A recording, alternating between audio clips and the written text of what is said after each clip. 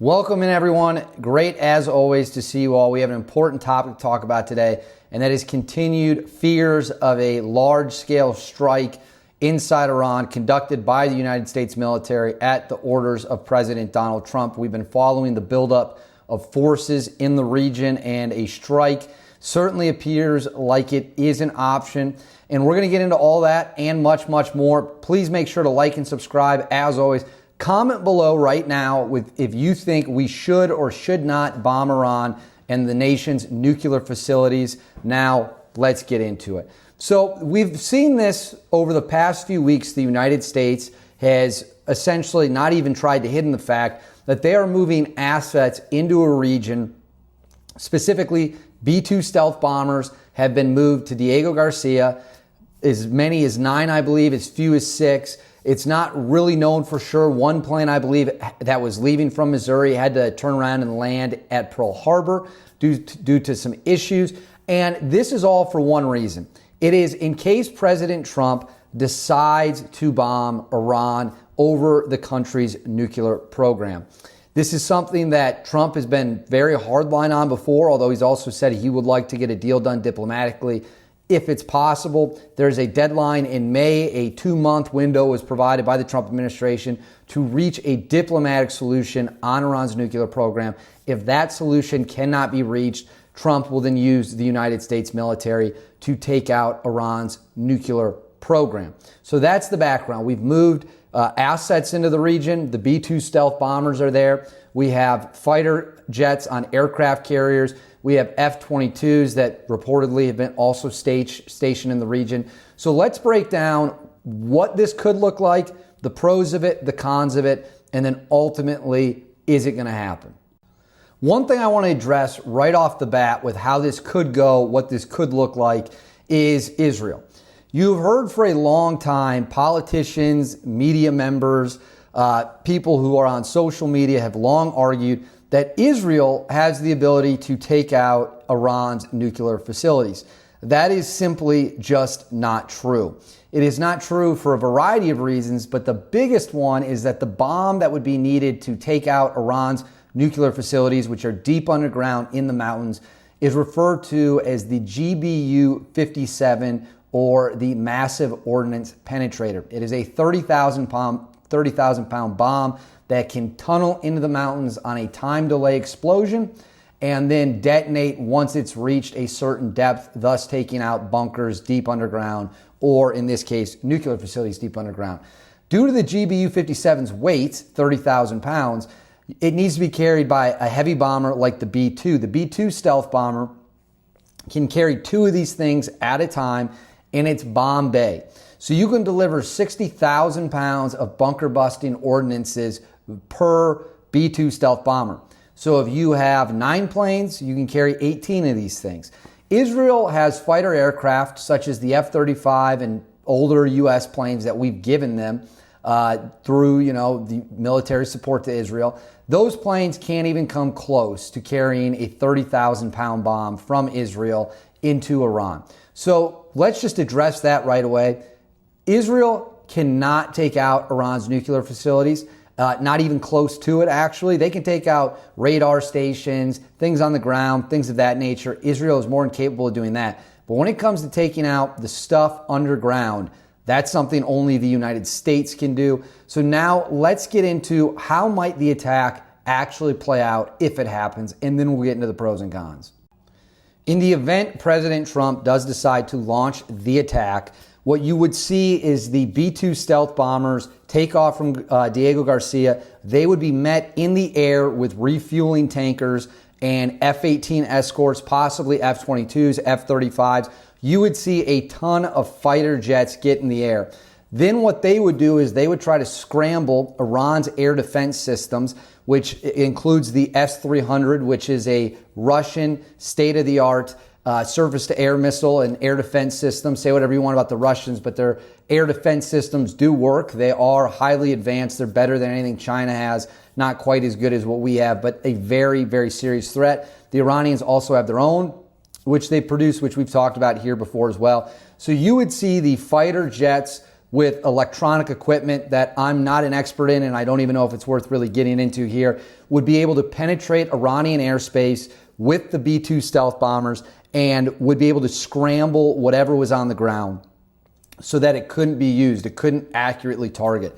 At that point in time, you would likely see the Iranians try to put some of their fighter jets, which are old MiGs and F-14s, into the sky. The fighter jets the American fighter jets, F-22s, F-35s, F-18s, would then obliterate them without any question as the B-2s made their way to the different targets around Iran and blew them up, and then would be escorted out back to Diego Garcia and likely refueled along the way. So it's not an overly complex thing. It's a numbers game. You would have a lot of planes up in the sky. 9 B-2 stealth bombers, probably, frankly, 24 assortment of fighter jets to go after and target the air defense systems and shoot down any Iranian aircraft that would come. Now, Iran has said that they are considering a preemptive strike on Diego Garcia where the B-2 stealth bombers are. That, to me, is ridiculous. They don't have the range from land to hit Diego Garcia. I believe it's about 3,300 miles away. That's not anything the Iranians can do, so they would have to get a boat out there, and obviously we would just sink that boat immediately. So I don't believe it, but that's how you'd likely see the attack play out. Now, let's get into the pros for why you might want to do this attack. The pros for bombing Iran's nuclear facilities are also pretty straightforward and simple. You don't want Iran, which is above a non-zero chance of doing something absolutely insane and is aligned with terror organizations all over the world, to have a nuclear weapon. And because of how close they're able to getting one at any point in time, because what they've done is come right up to that threshold, they stay there, they use it as a bargaining chip, but they can go past that threshold rather quickly, and it almost certainly would in the event that they decided to go nuclear. So they sit there right at that line and they wait, and they use that as leverage when they very easily could just push it over the limit if they chose to. So the pros are, you don't want these guys to have a nuke. You just don't want the Iranian regime and Islamic regime to have a nuke. And if you can take them out, you also stop a nuclear arms race in the region. Because the next country that will get nuclear weapons within 6 months to a year, if Iran gets nuclear weapons, is who? Saudi Arabia. Saudi Arabia is a very wealthy country. They have all the resources. And when it comes to building a nuclear weapon, you really only need the money. And Saudi Arabia has a lot of money. They could even go to Pakistan and buy one. So you would stop Iran from having a nuclear weapon, and you would also stop a nuclear arms race in the Middle East, which I think everyone would agree. You don't want countries in the Middle East to be armed to the teeth with nuclear weapons. We have seen how unstable the region is for decades and decades and decades. So those are the pros. What about the cons?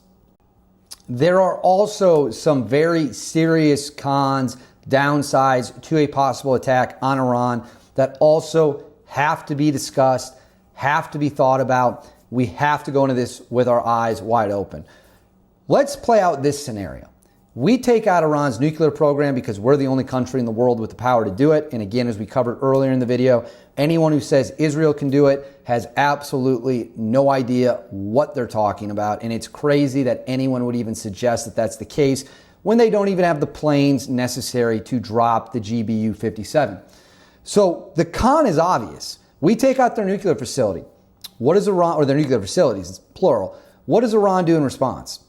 They launch their massive rocket and missile batteries arsenal aimed directly at Saudi Arabia's oil production. They wipe out Saudi Arabia's oil production. How does the U.S. and our Arab allies respond to that? By knocking out all of the Iranian oil supply, which would also tank their economy.